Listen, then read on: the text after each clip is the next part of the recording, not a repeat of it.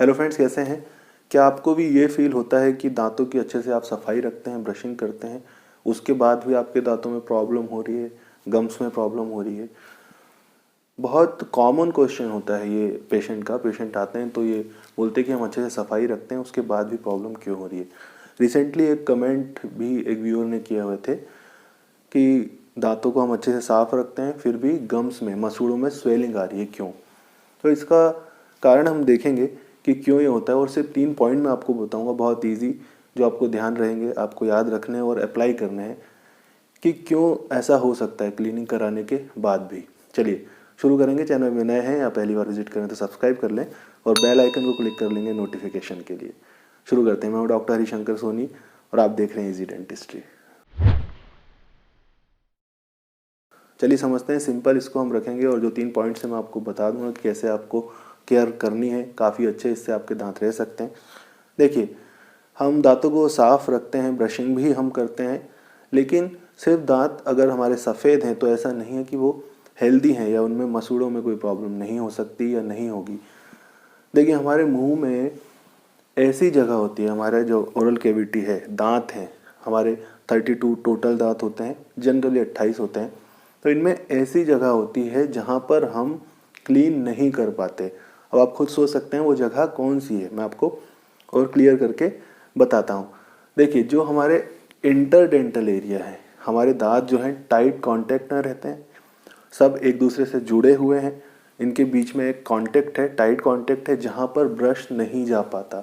हम साफ करते हैं जो हमारे ऊपर वाली लेयर है इसको, और ज़्यादा है तो हम इसके पीछे भी साफ कर लेते हैं, और कुछ हम दांतों के बीच में साफ करने का ट्राई करते हैं। लेकिन बिल्कुल जहाँ पर आपको सोचना है कि जहाँ पर हमारा दांत बिल्कुल जुड़ा हुआ है, उसके जो बीच का सरफेस है, ये वाला सरफेस और इस दांत का ये वाला सरफेस कैसे साफ होगा, जहाँ पे बिल्कुल कांटेक्ट है, यहाँ पर हमारा ब्रश नहीं जाता है, यहाँ पर ही माइन्यूट छोटे छोटे पार्टिकल, इसको ही हम बोलते हैं इंटरडेंटल एरिया, जो मैंने आपको बताया था दांतों के बीच की जगह। तो यहाँ पर ही बिल्कुल माइन्यूट पार्टिकल्स जो हमारे फूड की हैं, डेब्रीज हैं, वो वहाँ पर जमा रहती हैं और धीरे धीरे ये खराब होती हैं, प्लाक बनाती हैं। प्लाक से फिर एक कैलकुलस, प्लाक मतलब कि एक पतली लेयर जो बनती है जो इजीली निकल सकती है, और इसके बाद फिर ये हार्ड होने लगती है, कैलकुलस बनाने लग जाती है।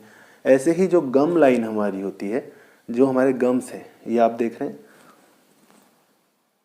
जो हमारे गम्स होते हैं जहाँ से स्टार्ट होते हैं मसूड़े, लगभग 1 mm की जगह होती है कि हमारे ओपन गम्स होते हैं। वहाँ पर आप ध्यान से देखेंगे, ब्रश आप मिरर के पास जाइए, पास से देखेंगे तो खुले होते हैं, तो उनके अंदर भी फूड डेब्रीज होती हैं, खाना फंसता है, जिनको हम अच्छे से क्लीन नहीं कर पाते हैं। सॉल्यूशन अभी हम देखेंगे। तो इसके कारण भी ये प्रॉब्लम होती है, जो गम्स के अंदर डीप होते जाता है प्लाक, फिर प्लाक से, जैसा मैंने अभी आपको बताया, हार्ड होते जाता है कैलकुलस, और अगर इन्फेक्शन बढ़ता है तो जिंजिवाइटिस की कंडीशन, इन्फेक्शन, जो इन्फ्लामेशन है, मसूड़ों का सूजना, पस बनना, ये सब स्टार्ट हो जाता है। तो दांत आपको पूरे साफ दिखेंगे, उसके बाद भी आपको प्रॉब्लम होगी सिर्फ इंटरडेंटल एरिया साफ ना रख पाने से और जो गम लाइन है उसको साफ नहीं रख पाने से। तो ये ऐसी बात है जिस पे हम बिल्कुल ध्यान नहीं दे पाते हैं। इसके अलावा कुछ ऐसी जगह भी हो सकती है जो हमारे थर्ड मोलार हैं, लास्ट वाले जो दांत हैं, उनके पीछे साइड हम साफ नहीं कर पाते हैं, बिल्कुल लास्ट में।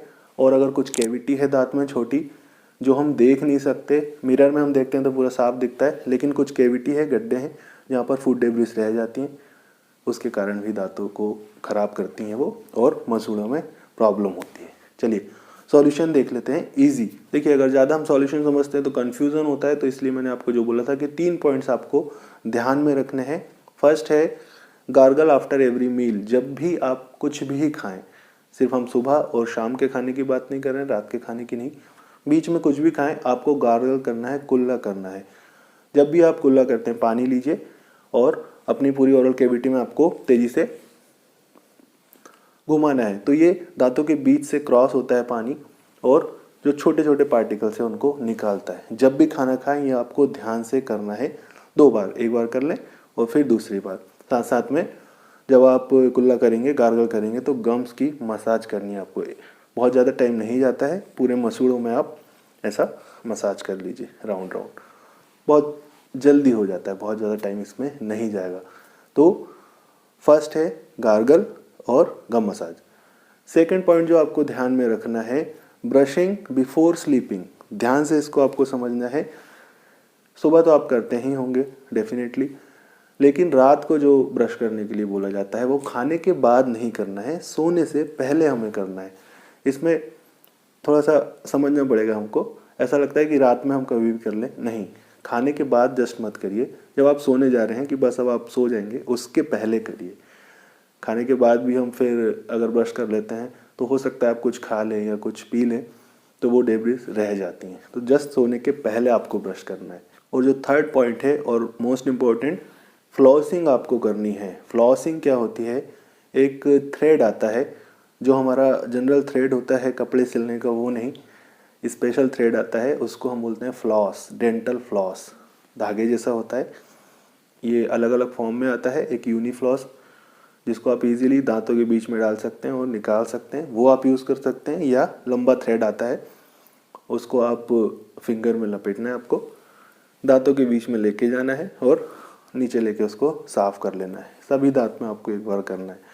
तो दिन में एक बार ये आपको ज़रूर करना है। इसका भी यूज़ करने का तरीका होता है, किसी वीडियो में हम समझेंगे। और फ्लॉसिंग से जुड़ी एक कन्फ्यूज़न जो बहुत सारे कमेंट में आप लोग पूछते हैं कि इससे दांतों में गैप तो नहीं आ जाएगा।